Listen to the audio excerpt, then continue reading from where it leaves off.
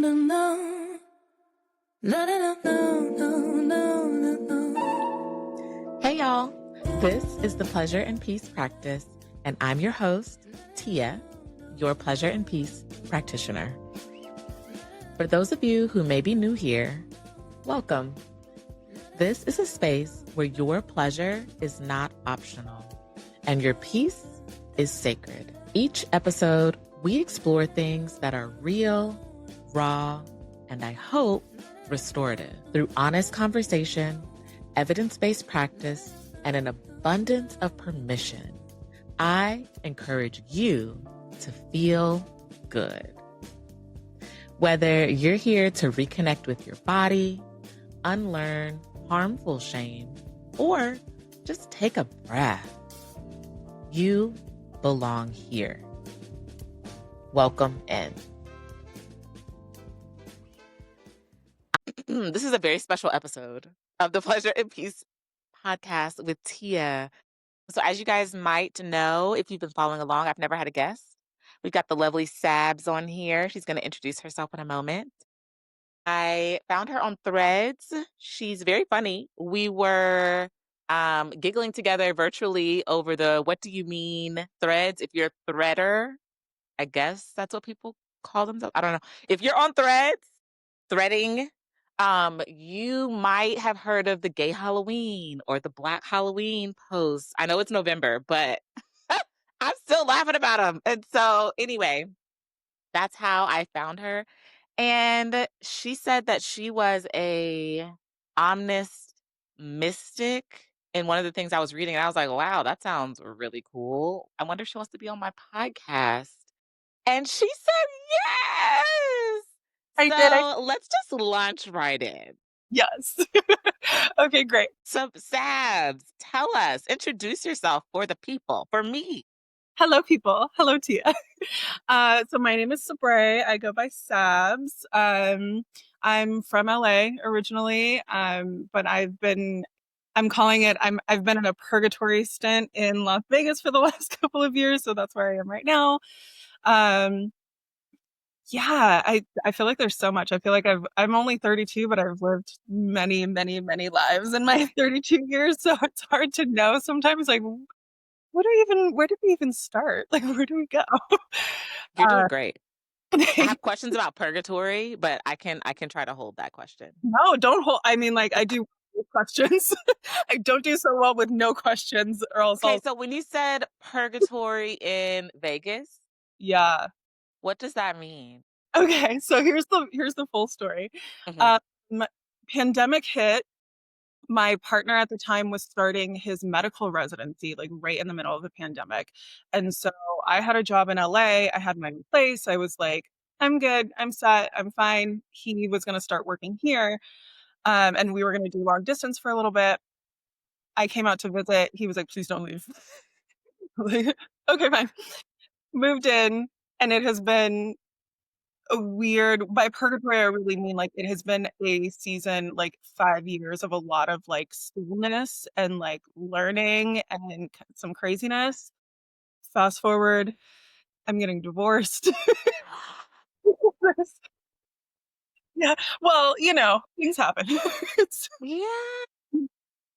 So that's what I mean by purgatory. It's been like, I mean, this story really like, I don't know where I thought it was going, but it wasn't going where it went. So that's why I was like, wow, okay, go on. Didn't go where I thought it was going to go either. I was like, oh my God, I found my man's purgatory stuff. Yeah. He's a I was over here like, oh girl, you're in love. Yeah. Okay. Basically, what this like 5 years has taught me, I did a lot of stillness, a lot of learning. I was sick for a really long time. Anyone who's been through any kind of like difficult time that leads into a spiritual awakening, you know what that process kind of feels like. And so that is what I mean by purgatory stint. I was like very much in this waiting game for many years with this person in this new place where I didn't have anybody. Like I didn't have any friends out here. Family, like, we're not close. So I would, there were no Sunday dinners to retreat to, like that whole sort of a thing. So yeah, that's what I mean by purgatory stint, just a period of like some really intense stillness and learning and shedding and Yeah. Well, I appreciate you sharing that. Thank you. it's your Um, it sounds really hard. I understand the word purgatory now, so thank you for that. Because I was like, I mean, Vegas is hot. I've been there in the summer and did not enjoy it. But that seems like such an intense word to use. matic with my comes out that way. It's all right. No, this is great. Okay, so, and I also really appreciate you talking about kind of age and like what that looks like because again, as y'all know, people who've been listening, I call myself y'all's pleasure and peace practitioner, but I'm a therapist, I'm a social worker, I'm a sex lady, sex educator. Not, I don't, whatever you mean by sex lady, it's actually sex educator. It's like my mom is listening to this, so I am a sex educator. Like, don't be hitting my line for services that I do not offer. Okay. Okay, right? My mom and my husband are listening to this, so all right. So tell us, I know, we're like, okay, we're going to do some questions. We're going to bob and weave in and out. So this month, I want to talk about, I've been talking about magic and what that looks like and what that means and how we access it and all the different cool things. Can you tell us a little bit more about what you do professionally? Yeah. So it's still a little like amorphous. So the primary thing that I do professionally is I am a tarot reader. So I read the cards, I throw the cards, I read the cards, I do some like spiritual counseling type stuff. That is what I'm getting into professionally. I'm also working on building a little community of like DIY learners, like a place for like perpetual students to kind of gather and learn from each other, teach each other, all of that sort of thing. So that is what I do professionally. Okay. What I do professionally is like directly tied to who I am in my personal life though also. It's like I am very much the person in my community who's like the unofficial therapist, the unofficial like priestess, like, what does spirit say about this? What do you think about that? Like, I have always been in that role in my family and in my friend groups. So, yeah, that is what I do. Love the title priestess. I mean, yeah, I've never heard anybody say like I'm the priestess of the group, but I love that. Do you have a crown? Like somebody should get you a crown. Um, so tell me more. So for people who don't know, when you say priestess, because I'm just gonna start calling you priestess Sabs, what does that mean?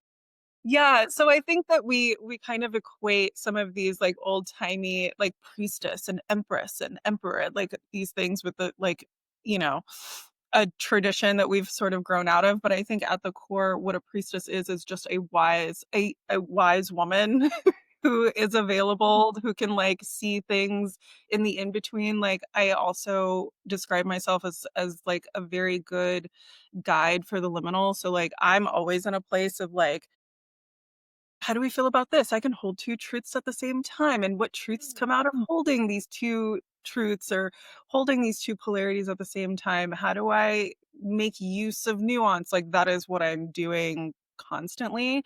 And like I think that what differentiates something like a priestess from like just a philosopher, because I'm like, give me all the philosophy. I want to just eat all that up. Is the like highly spiritual element. So that's what I mean by priestess. It's like I'm basically a philosopher, I'm a translator. But I do that not just in this like kind of physical realm, but I do it in the like spiritual emotional realm. Love that. And I love the way you describe yourself. Okay, priestess Sabs. Something that comes up. So I have a child. I don't even really need to mention that because I would watch this movie without my child. But the movie Princess and the Frog, have you seen it? It's my favorite Disney movie. Just an aside, my peoples are from New Orleans, so that is my movie. Like that's yes.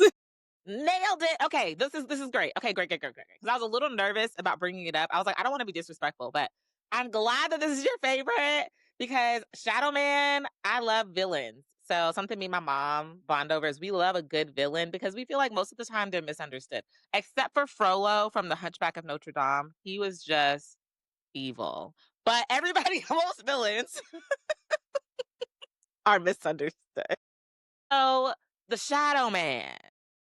Can you tell us, people who are unfamiliar with tarot, hoodoo, voodoo, and things we've never even tried, right? What is the difference if you have the knowledge of it, or like what's it between what Shadow Man was doing or what Disney portrayed Shadow Man to be doing, and what you, Priestess Sabs, do when you do your tarot reading? Yeah. So, ooh, okay. There's a lot to unpack there. The first thing is intention. That there's a huge difference when you're doing any kind of magical or spiritual work. There's a huge difference between doing it with the intention of like getting yourself in alignment and getting like grabbing at something that you want or trying to control a situation. So like the Mm, shadow man was doing all kinds of tricks in the shadows to get something that was not his, that was not in alignment. Any like okay, so the other thing about like if you come from a practice like hoodoo, voodoo, root work, that kind of a thing. There's also less of this like moral superiority thing. So it's not necessarily bad if you like need to workings to control a situation. And that also comes back to like the whole history of like it being it kind of coming out of not just Africa, but like coming out of slavery, that sometimes you have to do some things that are morally like, and I say morally with air quotes because like morally according to white folks or according to like the puritanical description of like what morality is, that's like not so good, right? Um, so yeah, to go back, the difference is really intention. So like the whole purpose of magic is to do ritual so that you can get yourself in alignment. And everything else is like, you know, you could mess around and find out. You could do, everything else is a little like, okay, sure, you can try. But that's really the distinguishing thing there. interesting. Okay, love it. So another question for you. So Shadow Man had quote unquote friends on the other side. Now at the end, towards the end, I hope this isn't a spoiler. If you haven't seen The Princess and the Frog, I mean, you've had plenty of time. So towards the end of the movie, Shadow Man is they break his amulet and he's like, "Oh no, I can't pay my debts." And they kill him basically. They drag him. Oh, I don't know if they kill him, but they drag him underground. He's dead to me. All right, dead to us. When it comes to it, well, from what you said about intention, Mhm. I presume, obviously, I feel like Shadow Man needs a backstory. Shout out Disney. Shadow Man needs a backstory, but um, I presume the what I made up in my head is that Shadow Man somehow was gambling something, he couldn't repay it, and so they were like, "Hey, I know you can work for me, the shadows, and like steal souls or something." Because that's what I think he was about to do with the little white man. Mhm. Just some spiritual places, like communities call it like destiny swapping. So he was Oh. trying inhabit someone else's life to get some, yeah. Oh, destiny swapping.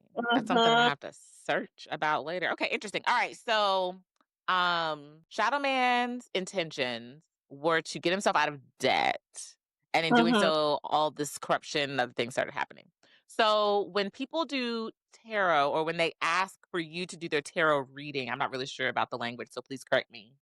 No, you got No. it. You Okay. can say practice tarot or do a reading for somebody, read the cards. Practice and read, like, they really go hand in hand for me, Okay, at least. okay. So if somebody is pulling their own cards or they're asking you to do their reading for them, what if their intentions are good, that's great. But what if their Mhm. intentions are not, right? What is that something that's like you as a practitioner would be like, "Hey, I don't want to do this," or if they're doing it on their own, does it matter? Yeah, like does it matter? How much does it matter?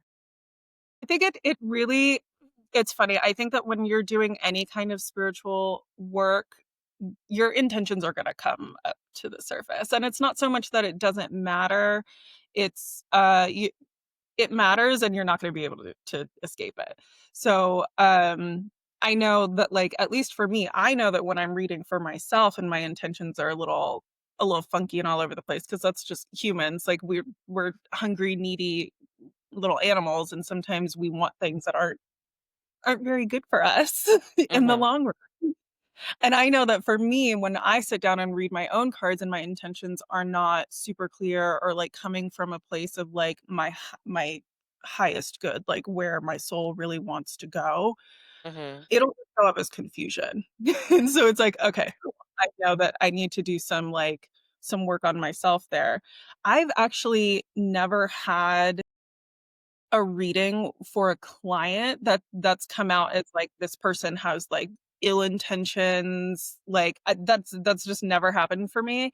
I have had clients where they'll come to me and it's just more of that feeling that they don't know where their intention is, and so part of the work that we have to do with the cards and with their guides, like, with their spirit team, with their guides, is to figure out, okay, what's actually going on underneath the surface? So because I could pull cards all day long about you and this man that you want, but there's something else going on here. Like your spirit team wants to know why you want this man so bad. And so like that's actually the conversation that we end up having. So Okay. it ends up being that like it's,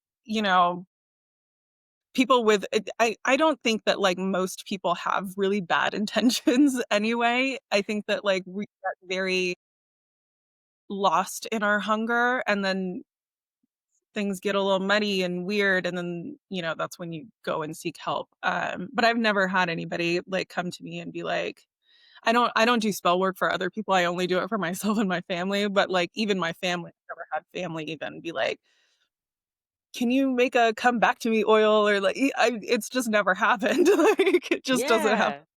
Yeah. So yeah, even in the movie, like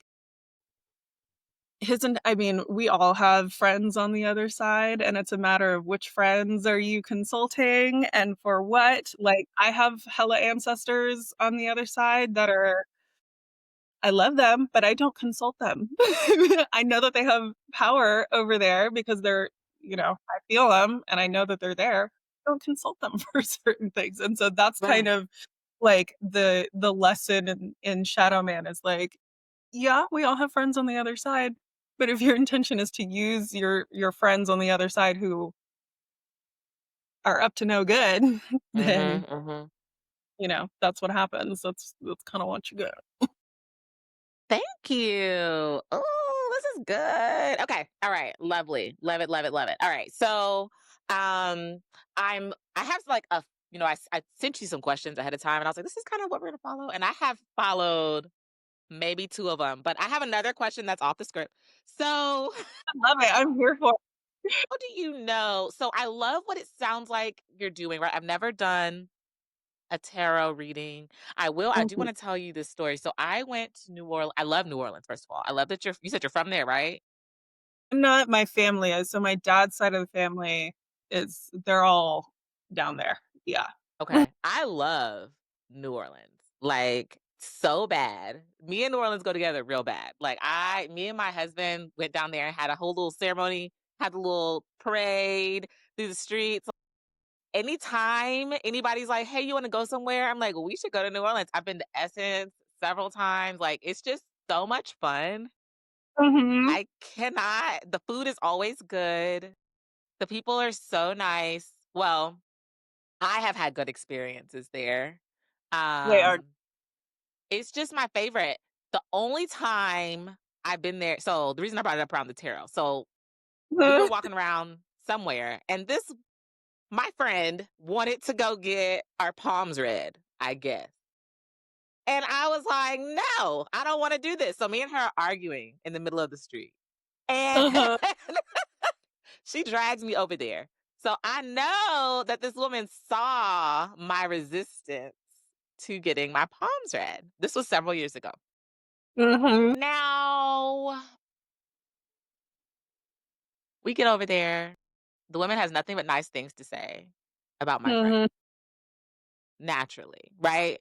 And the lady's like, oh, it's free. And I was like, I don't care if it's free. I don't want her to read my palm. Again, my friend is arguing with me. We're sitting at the lady's table arguing with me. And I was like, okay, fine. You want to read my palm? Here.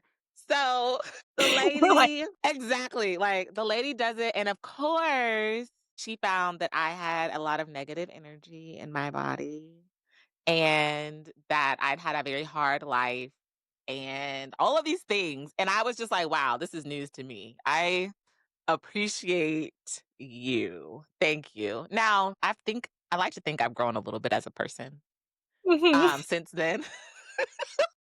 You have. Sure. It's hard to not do some growing, okay? It sticks with me and I wanted to bring it up with you because I just felt my spirit, I felt in my spirit, right? Like I do not want to do this like Mhm. with these people. And then the way that the reading happened, it felt to me like Mhm. you are lying to me. You're lying to my Mm. face because you're mad because you saw me arguing with her about coming over here. And I was arguing with her in front of your face right here about being here. Like, and so now you're telling me that I'm negative Nancy and that my life has always been hard and that's why I can't accept good things. And it's just crazy. So tell the story because it really like it made me feel a way because it's not that I don't believe that different people have different abilities. I think that Mhm. there's lots of people with lots of different abilities out here. Um, and there's more than one way to build a house, essentially, right? So, people come to me for mental health therapy and stuff like that. And then I have lots of clients who are like, oh, I went and did like Reiki or tarot or whatever else. And it was super helpful. And this is what I'm going to be doing now. And I'm like, that's great. Right? Like, Mhm. I'm glad that it's working out for you. As long as it's working. Mhm. Like, I don't need to hear anything about you doing anything crazy, right? Like, emphasis on crazy. Some lady with some cards told you that you needed to go bungee jumping. Like, no.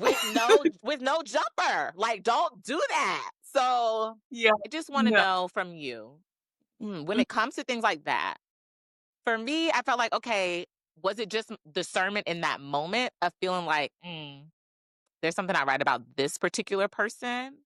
Or is it that I really had negative energy? Well, and that because I am also already like, girl. So like the way I think I piss off some of my clients sometimes because it's a both and thing, right? So it is both that there was some negative energy, not that it's like attributed to you, like you are a negative Nancy. It's not your identity that you are just negative.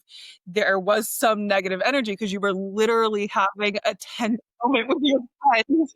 So that was there. And also your discernment was correct. That was not a pleasurable experience for you. You were like, you're stressing me out. I Yeah. don't like this. You're telling me things that I don't like, that I don't feel are true, that don't feel like they apply to me. Like you're just saying things. And so like both of those things can be true at the same time. She was reading that there was some negative energy. And also like that wasn't your reader and you knew it. So like Mm, that's the other thing that I'm very like I've even been on the fence about doing more content and like doing collective readings, and I haven't done collective readings because I feel very much like my role is to kind of be like I I say it jokingly, but kind of like a bog witch in the woods. Like you need to come find me in order to mm, get this because I don't want to be in a situation where I'm convincing you that you need me because my right. whole role is for you to get in touch with your own intuition and not rely on other people's Mhm, narratives, other people's stories, other people's things. Mhm. um, get you to where you need to be going, because then you're not getting to where you need to be going. You're going where somebody else wants you to go. Mm. So yeah, that's what that story is giving me, is like that very much was your discernment. Your body knew that's not my reader. Like, that's not it for me. Mhm. Um, so yeah. Yeah. Okay, I love this. That's not my reader. Okay, so some therapists, I don't know if you have a therapist, but my therapist friends, and we're always talking about how every therapist ain't your therapist, right? And and when we go out, we do things. I have one of my girlfriends, another therapist, is always like, "Oh my gosh, Tia, you're a therapist. Why would you say that?" I'm like, first of all, I'm not your Person. therapist, and I'm not the therapist of anybody else in this place. So I would say, like, whatever I need to say. Yeah, right. Like, I am here in a professional capacity. Right. Like, Let me I am not turned on all the time. And so no. it's refreshing to hear that tarot readers such as yourself, or omnist mystics, priestesses, we're going to get into omnist mystic in a minute, um, Yeah. have a similar, I guess, code of ethics, if you Yeah. will. Or they're supposed to. It is my belief that they are supposed to. And also, I also recognize that part of the reason that that is my belief is because I have a really long history of like having therapist friends, like family friends and like actual friends. I studied psychology, so I wanted to be a therapist for a really long time. So I studied it, and that's, even my favorite tarot reader, her name is Jessica Dorr. She was a licensed clinical social worker, or still, I don't know if she's the thing. Yeah. So exactly. And so like it's been part of my practice to incorporate some of those things, and like also spiritually, like my guides are very like, don't be getting in people's business that don't want you in the business. That's not what work that you're here to do. So that's Uh-huh. very much, yeah, I'm the same way. I'm not about to hurry up and come get her. I'm like, I'm good. It's like Yeah, you can come, you know, I have a skill set. exactly. If you skill set, cool. If not, keep it pushing, baby. That's all right with me. Exactly. Exactly. Okay, I love it.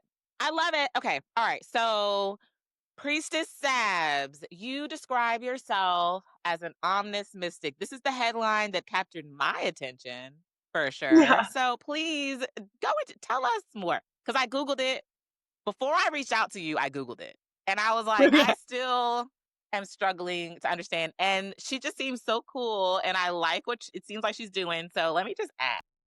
So, what is an omnis mystic? Yeah, so I think of it in two parts. I think of it in the omnis part, and I think of it in the mystic part. So the omnis part basically just means that I believe that there's some truth to all religions and spiritual practices, and I study very broadly to like find common threads. It's also like my clients say that I'm like very relational and very conversational. That's how I'm able to do that, because I study things so broadly. Like I was a practicing Buddhist for a hot second. I grew up in the Christian church, so I'm like most familiar with Christianity and Catholicism and that whole sort of thing. I was married to a Hindu, like I like very broad. So that's the omnist part, is that like I believe that there's to all of the things. Now the mystic part is sometimes a little bit harder to explain to people, because it's experiential. So it's based on experience. Um Sometimes I'd like tell this story, like when I was little, my parents are both Christian, but they come from very different Christian backgrounds. My dad grew up in the Catholic Church, my mom grew up in a very Baptist church. And so my mom would get really like irritated because we went to Catholic school. She would get really like riled up, like, why are they telling you to pray to Mary to get to God? Like she didn't understand this like third Mm, praying to party to get to somebody mhm, else. And that, I think that's the mystic part of it, is that my mom was much more of a mystic. She was like very like in the throes of having spiritual experiences. So she wanted to get up there and do the praise dances, and she was speaking in mhm, tongues, and she was doing all of that stuff. And that's what it means to be, it's to get that kind of like prophetic knowledge through a very direct experience with the divine. Like that's all it really means to be a mystic, have this like direct experience. Um, and for me, that really, the way that it ties in is through the way that I do magic, through the way that I do root work, through the way that I do ancestor veneration. Like it is all having like a very ecstatic, like pleasurable experience with the people, the places that I'm in, the things that I have, like even like having my coffee in the morning feels like a mystical experience because I'm like very dialed into like the sense of having my coffee. And then that gives me these like, oh God, it's so hard to explain, but it's just like that, you know, that feeling of like just being like very full of spirit. That's what mysticism is. Yeah. Yeah. Thank you for explaining that so eloquently. Um and so anyone, because so as you were speaking, right, I was like, oh my God, are me and Sabs like long lost cousins? Right? Because or like brain twins or Mhm. like spirit sisters, because every things that you were describing were felt very familiar, right? And like Mm. warm. And like I understood you. When I was searching, I was like, I don't know what these You're like, people are talking about. But but what you're talking about makes 1,000% sense to me. So anyone who I guess fits those guidelines of what you're saying would be able to describe themselves as an omnis mystic, or is that something that you have to like I don't know, practice, get a tutor for? Would it be a tutor?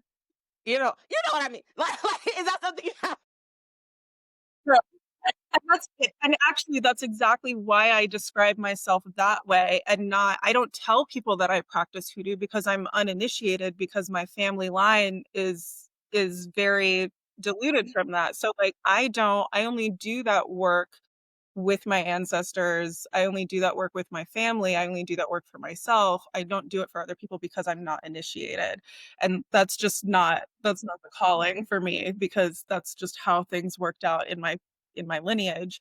But that's Mhm. exactly why I go towards these these labels that are a little bit more like ambiguous and free flowing because that's what I got dropped into is like, no, here you get to choose. That's why I like omnis mystic. Like anyone can be a mystic, literally anyone. You do not need a certification to call yourself a mystic. You don't need a priest to be like, and now I designate you a mystic. Right. Like it's not. Right. You're right, right. Yeah, there's no like Ooh. certification. Yeah, yeah. Priestess Hmm. Sabs, thank you so much. All right, so that's educational. I love the label, Omnis Mystic. Like, love it to my bones. Can't tell you how much. And you said something. I was like trying to discreetly write it down so I didn't forget. I told you a little bit about my touch of ADHD, so I was like, I want to make sure that I don't forget what she said. Feel you. Thing. I'm surprised the book open right now. Just You said yeah. the way that I do magic. Mhm. That was one of the phrases you used. So, like I said, I've been talking about magic this little while on the pod. So when you say you do magic, does that include it's tarot, a type of magic, or were you talking about hoodoo that you're saying you only do for you and your loved ones, or are we talking about just like magic as in you being ooh you being magic and having magic as a function of who you are as a person? Mhm. Ooh, I love. Ooh, that's so yummy.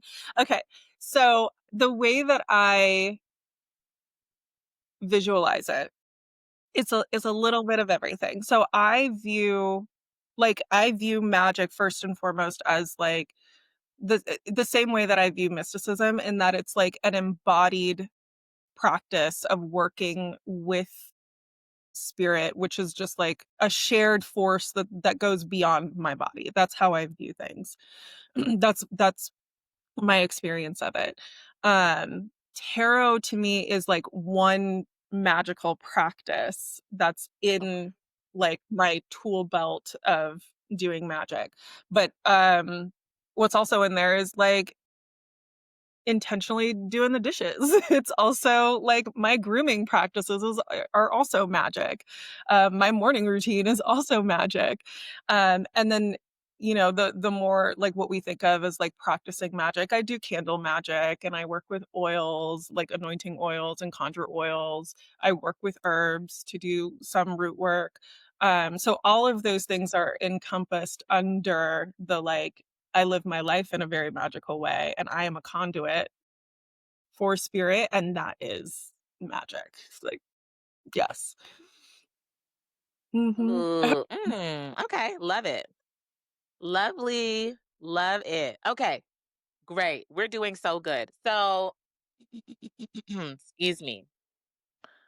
For people like myself who might be interested in tarot, be that finding a practitioner like yourself or Mhm. finding a deck and pulling their own cards, which, by the way, I heard, you tell me if I heard wrong, that when you find a deck, the deck finds you, right? Like you, similar to like that lady in New Orleans, I was like, Mhm. similar to that, it's like, "Oh, is this my deck?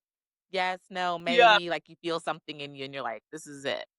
So, is that true? Mhm. Yeah, it is. I think that people tend to overcomplicate it also, like, they think that they're gonna get some, like, parting of the sea, burning bush moment with, like, "Okay, here's this card that just, like, landed in my lap."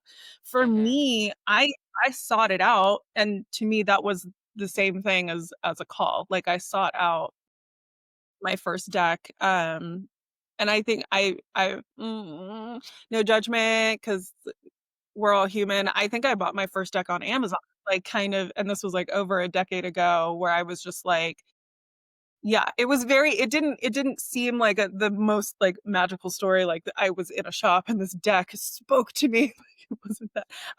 Gotcha. I just wanted it, and that was the call. So, like, yes, there is very much, like I do believe that, like, the deck calls to you, your readers call to you, but it is so much more subtle than we than we think that it is. So yeah, yeah. I think that Okay. if you're curious, go out and get you a deck. See what I am. happens. I am curious, but also, like, so in the household I grew up in, my Mhm, mother did not, um, let me play with, like, white Barbie dolls. I wanted mhm. a white Ken doll for some reason.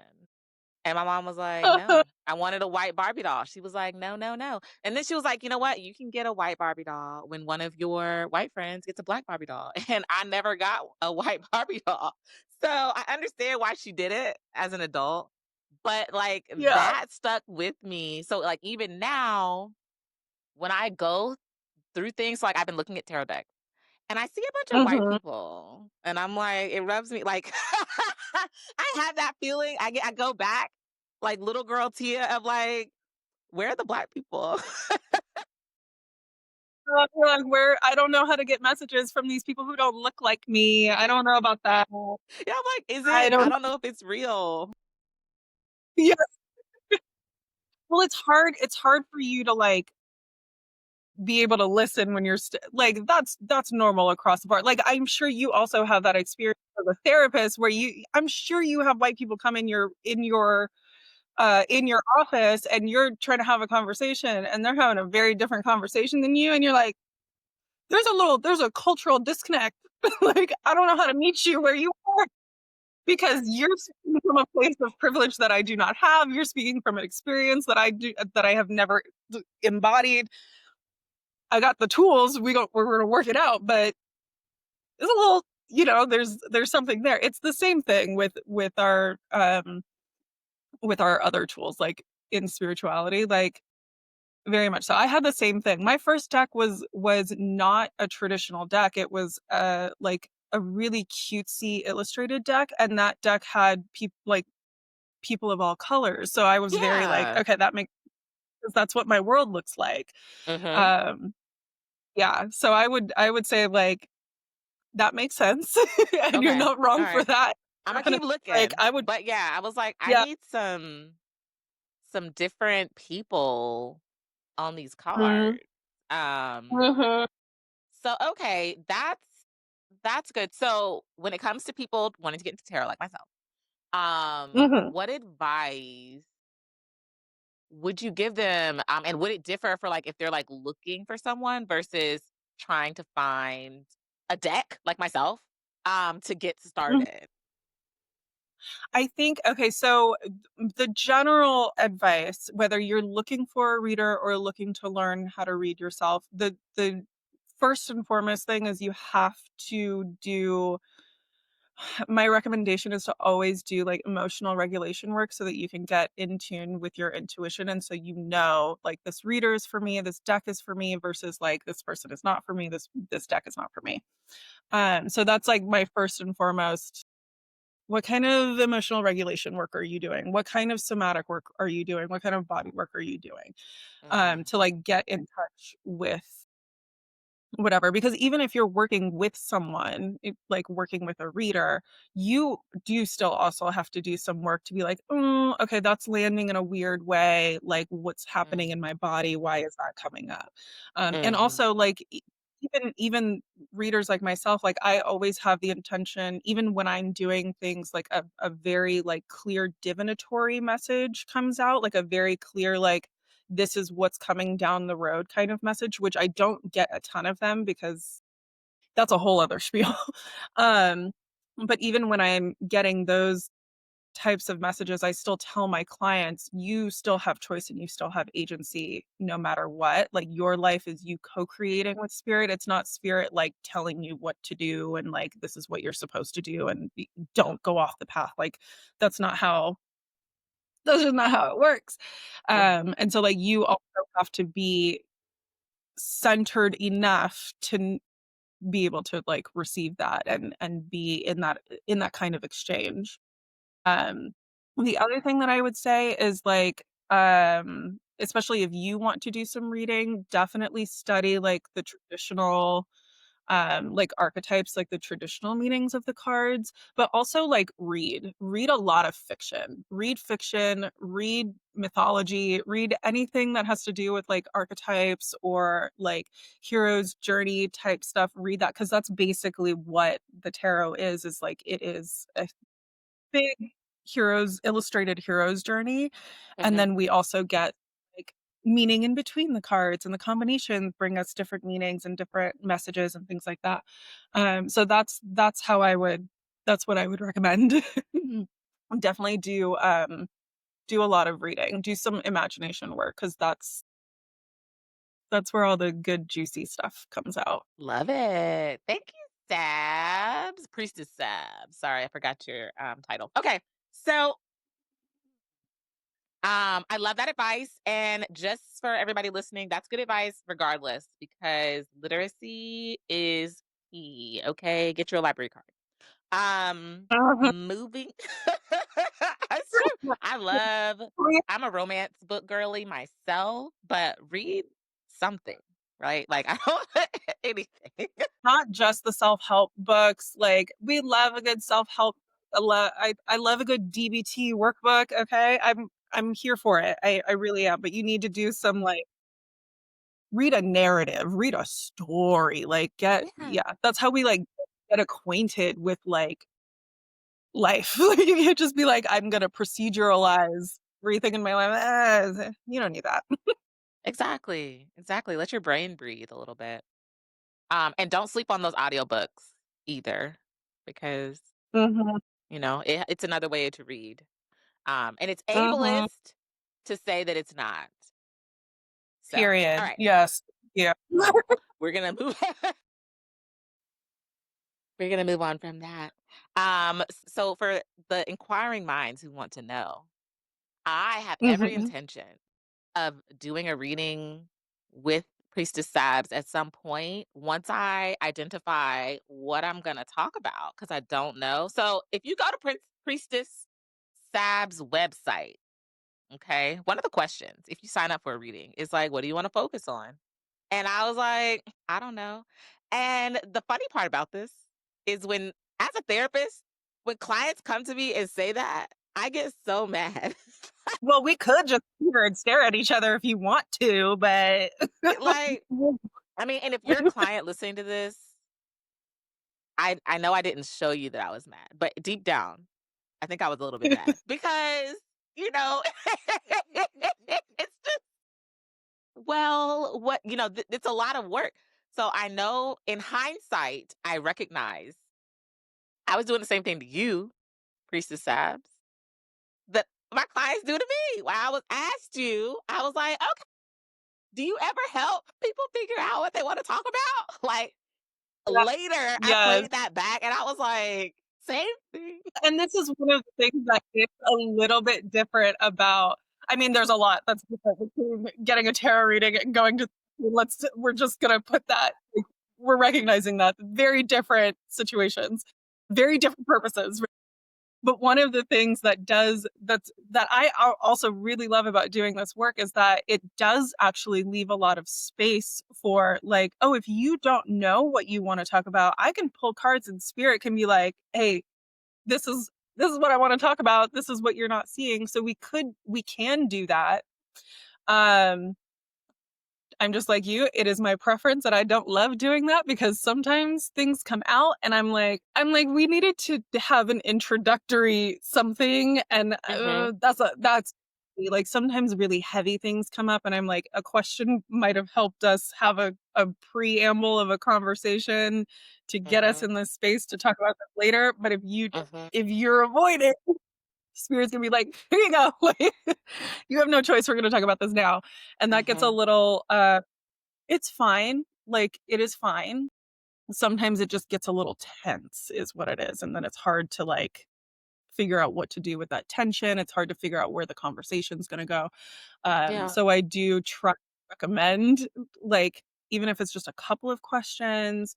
It also, I find that, like, at least for me, when I'm kind of like coming to the deck, coming to my spirit, my guides, and I'm like, I don't know what to talk about, then I end up in this space of like there's just more confusion and I'm not open to a conversation. And so there's like a Mm. repelling kind of energy that sort of happens.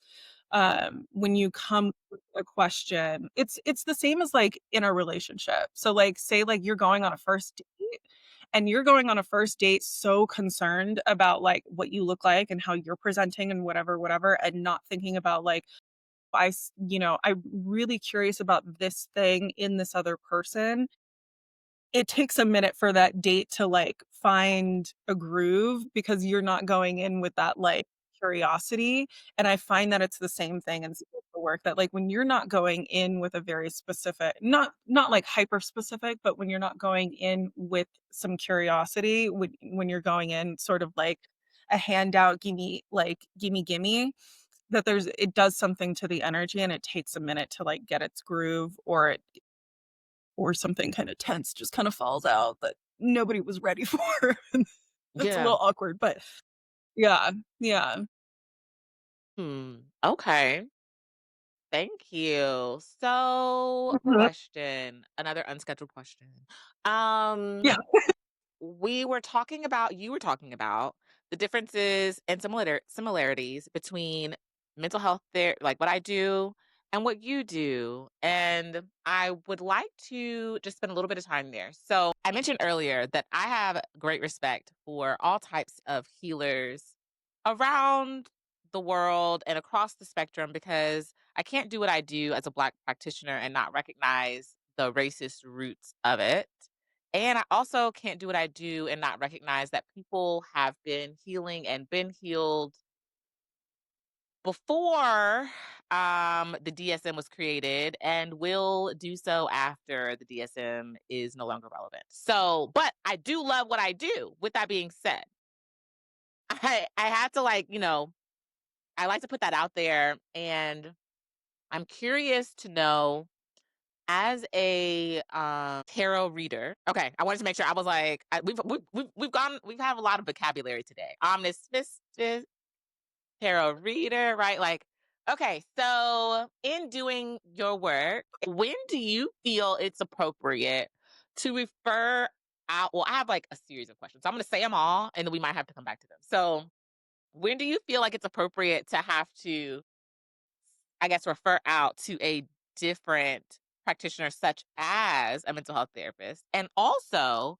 do you ever practice or do readings with friends or family? Because like as a therapist in our code of ethic, we are not advised, right? And I agree for the most part because of the type of work that I generally do around deep trauma, et cetera. It's like there's a difference between a therapist holding trauma for a stranger, basically client, and holding trauma for a friend or sister, right? Like it's just a different feeling, different relationship. Um, and so I don't know if it's similar for you. So just kind of want to talk about that a little. Yeah, yeah. So I do read for family and friends. I mostly when I started studying, I was only doing I've been studying for over a decade. I was only doing like referrals, which is basically like family, friends, friends of friends. Um so that I think so for me, because it's also part of my lineage, it feels very important to be, or it felt really important to be that person, or provide that service in my immediate community first. Mm, Um, because that's just the nature of the like people who do this work, like you find us kind of in clusters in families. I say that there's a lot of overlap between finding like a neurodivergence cluster and like a spiritual practitioner healer cluster in the same family, and that's definitely been the case in my family.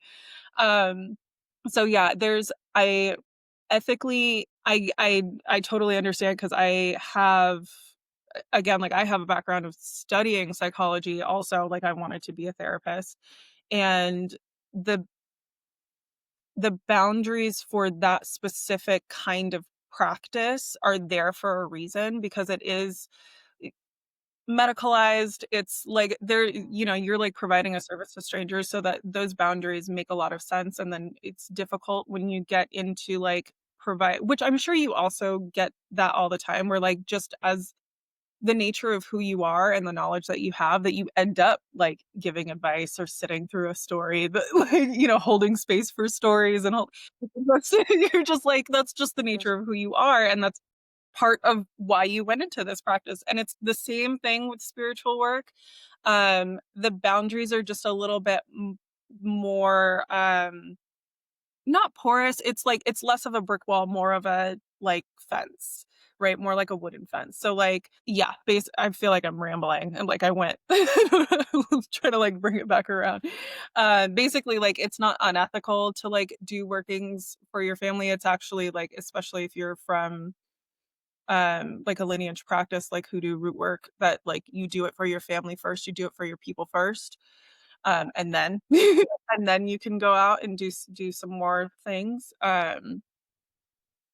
So yeah. I don't know if I answered the okay. question No, actually. I think you did. I think you did. I think you did because I asked, let me see, let me go back. I asked you about the similarities and differences between mental health therapy and what you do as a tarot reader, and if you Yeah. practice with friends and family. Ooh, look at that recall. So, Yeah. The other part about referring out, yes, I do that a lot, and it usually ends up coming out because it's just like a natural part of the conversations that I usually end up having, because the way that I see myself and the channel, the messages that I usually get for the people that come to me do have a lot to do with like, okay, you're having trouble following your intuition, you're having trouble like following your own path, and then it comes out like you're having trouble following your own path because you got some mommy issues to work out. You're having trouble following your path because there's some nervous system regulation stuff going on here. So you probably need to see somebody about that. I'm not going to tell you who to see because that's your work, that's your homework, that's your job. But like I can tell in the cards, like what comes out, like very specific cards. I'm like, oh, we have an anxiety problem. What are we doing about that? Like it comes Mm, out very clearly. So there is a lot of referring out that I do. Uh, yeah, yeah, interesting. Okay, I love it. Thank you, Priestess Sabs, everyone. All right. So we are winding down this. I can't tell you how much I have enjoyed this conversation. Um, same here. we're almost at the end of my scheduled questions. Even though I know I've had some unscheduled. So Yeah, Priestess Sabs also has what she's calling a Gardner House Collective. And if you could just tell us a little bit about what that is. yeah. So full transparency, I'm in a, like, very full-blown, like, kind of embarrassing, like, titration mode with with Gardner House. I come from a background of I've done a lot of different jobs, done a lot of different things. My most recent, like, big girl job was I worked for a job placement agency that specifically did placement for domestic services, so, like, nannies, housekeepers, drivers, security, like just across the board, all of the things. Um, and so I was like, okay, I have this skill set. I know that I'm really good at like essentially like matchmaking, but like not for not for actual relationships. So I was like, okay, maybe I can do that in the like spiritual, like healing and creative communities because basically I was like, I'm trying to pull a bunch of stuff together and how do I like create community with these like skills and philosophies that I have, right? So that's what I was initially attempting to do. What we're transitioning into actually is more education based. So, um, really, I spent like over a decade trying to find like a room or space where I could like be this multi hyphenate person all at the same time. I find that we're really good here in the West at specializing and then we create these like cliques and groups around a Mhm. certain specialization and if you don't quite fit into it then you're like kind of the odd one out and it doesn't feel like you're really supported. And so I was trying to figure out like, well, how do I create a community where we can learn and connect and grow all while being like our very full selves. Like I am a tarot reader but I'm also a teacher. I also love doing like meditation workshops. I'm also an artist. I paint and I do illustrations. I'm also a writer. Like there's so many things that I'm like I would like for all of that to exist in one place.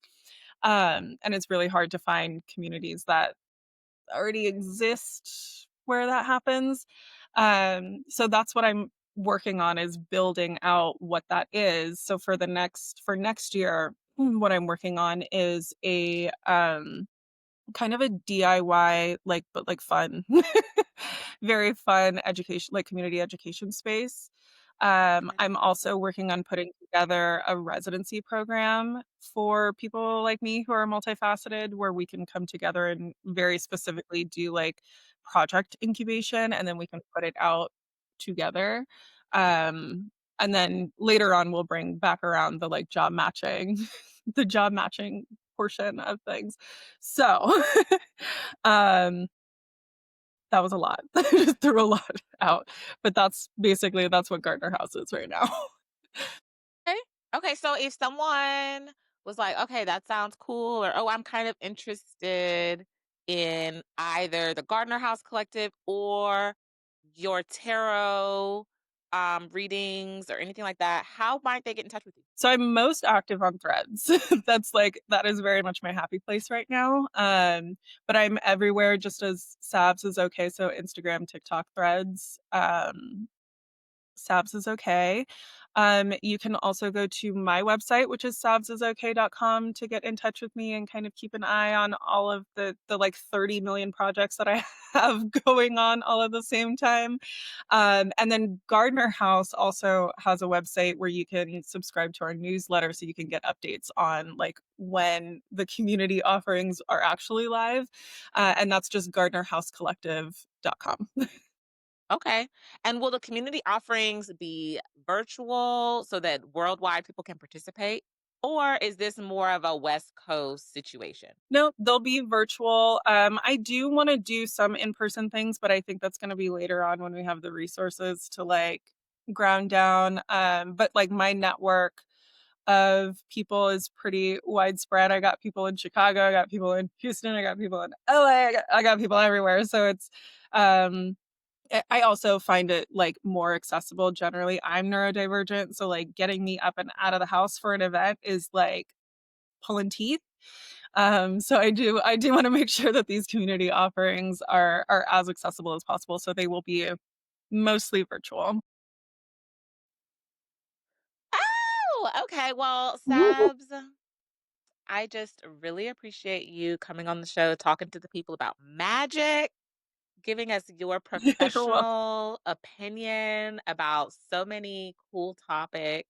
My mind is just still kind of running over the conversations. I really thank you so much. Do you have anything for me before we sign off of this? think so. Nothing is coming to mind immediately. I'm just really jazzed like in general. Like this was so fun and I'm always really glad when I just like listen to my intuition like, oh, here's an opportunity to just like connect with someone and I'm like, all right, cool. I don't need to ask any questions and I was very correct in saying yes to this, so I'm very happy. Yay! I mean, this was so much fun. I cannot get over it. I can't get over it. So thank you Yeah. for being my first podcast guest. Might be the last, might be the only. I don't know. But thank you so much. This has been good. We'll talk soon. Bye.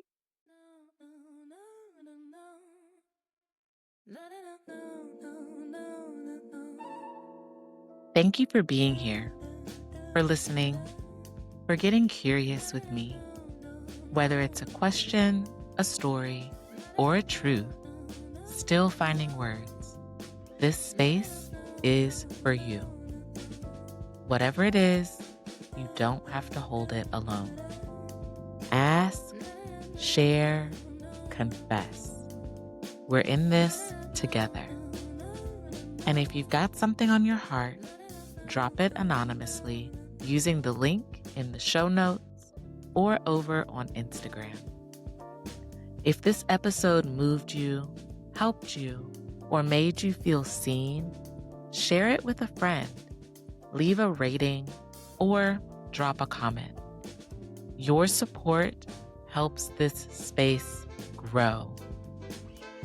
Follow me on Instagram and Threads at Pleasure and Peace with Tia for more.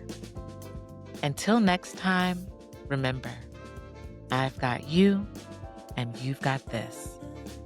Talk to y'all soon.